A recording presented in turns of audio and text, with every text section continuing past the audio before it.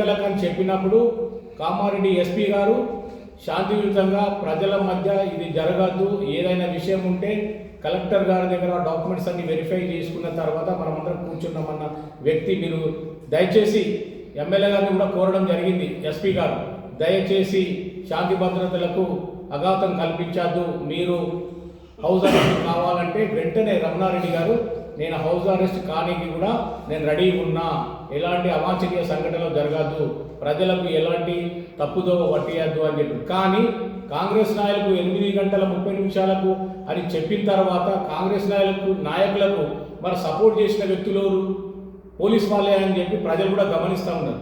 అంటే ఇది పోలీసుల వైఫల్యం అని చెప్పి ఈ సందర్భంగా నేను తెలియజేస్తూ ఉన్నా. ఈ విషయంలో నేను తీవ్రంగా ఖండిస్తున్నా.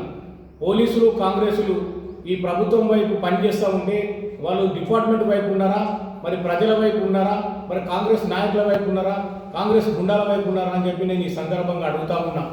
నేను ఒకటే చెప్తున్నా, మా నాయకుడు ప్రజల నాయకుడు, ప్రజల మధ్య తిరిగే వ్యక్తి, ప్రజా సమస్యలపై పోరాటం చేసే వ్యక్తి, ప్రజల కోసం పనిచేసే వ్యక్తి ప్రజలలోనే ఉంటాడు. వారికి ఏ చిన్న ఒక చీమ కుట్టిన